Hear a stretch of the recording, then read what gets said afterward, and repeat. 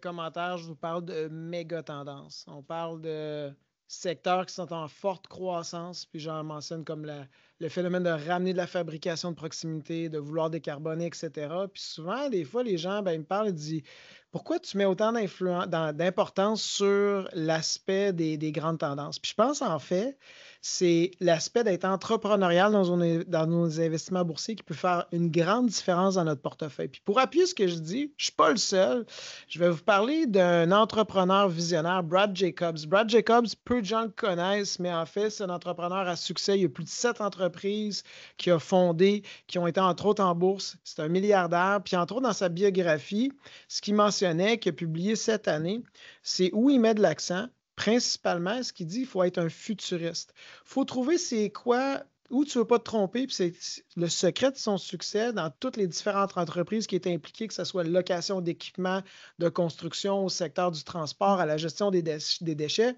Il a toujours dit, il faut que tu attrapes la bonne tendance. La bonne tendance, si tu ne te trompes pas là-dessus, ça va vraiment t'aider parce que si ton secteur d'activité a un taux de croissance supérieur au PIB, tu as un vent d'eau. Puis n'est-ce pas que, comme j'ai dit souvent, qu'est-ce qui aide une entreprise à voir son action progresser? C'est si ses ventes progressent.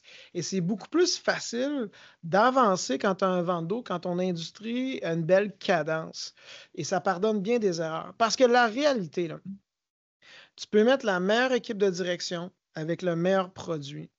Si cette équipe-là œuvre dans un secteur d'activité où l'industrie est mature, ça va être difficile. Parce que vu que la tarte, là, ça ne grandit pas, les compétiteurs s'arrachent les mêmes clients. Et si en plus il y a des nouveaux compétiteurs qui arrivent, probablement ce qui va arriver, c'est qu'il va y avoir une compétition au niveau des prix et tu as une pression sur les marges d'opération. Encore pire si ton secteur il est en déclin. Donc, quand tu as une bonne équipe avec un bon produit, mais qu'en plus de ça, tu as le privilège d'être un secteur en croissance, même si l'exécution n'est pas parfaite, ton entreprise va continuer à croître, ce qui augmente tes probabilités de faire des bénéfices et ça va vraiment aider.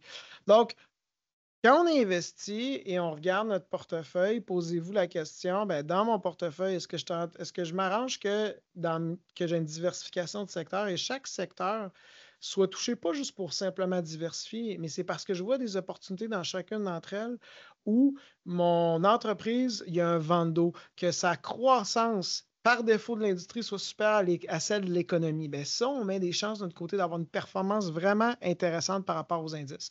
Maintenant, comment repérer ces méga tendances-là?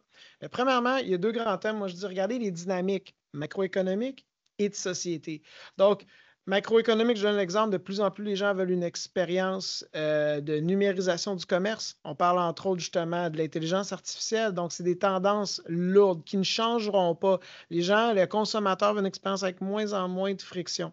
Maintenant aussi, on a des changements de société, on se pose des questions. Donc, on parle de transition énergétique.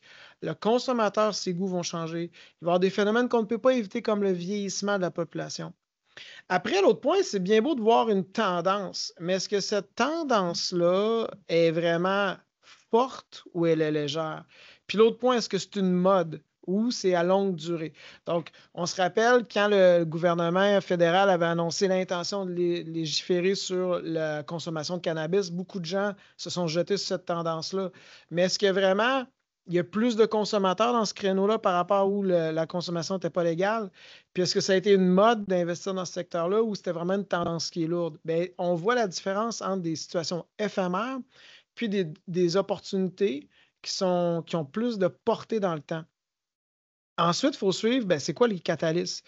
Est-ce qu'il y a des accélérateurs, comme est-ce que les décisions de gouvernance, autant d'entreprises que de sociétés, de gouvernements, vont dans cette direction-là? Est-ce qu'on voit justement que le consommateur adopte ces nouvelles opportunités-là et change? Finalement, là-dedans, dans ces secteurs-là, c'est qui les acteurs qui sont les leaders? Est-ce qu'il y a des nouveaux innovateurs émergents? Est-ce qu'il y a des régions géographiques, des pays où le taux d'adoption ou l'innovation est plus rapide? On pense entre autres aux États-Unis par rapport à d'autres régions comme l'Europe. Puis finalement, bien, il Il faut toujours s'adapter. Donc, est-ce qu'on fait un suivi constant pour s'assurer que les indicateurs clés sont toujours présents? Et s'il y a des changements, est-ce qu'on est capable de s'adapter? Évidemment, en investissement, on pourrait parler d'autres points à mentionner. Ça ne couvre pas juste ces facteurs-là de sélection de titres. On parle d'évaluation des entreprises, on pourrait parler bien d'autres choses. Puis l'équipe de direction reste importante. Mais dans votre stratégie, ça explique pourquoi on parle souvent que nous, on met de l'importance sur capter les secteurs de croissance, les méga tendances, parce que ça nous rend beaucoup plus la vie facile en tant qu'investisseur. Merci.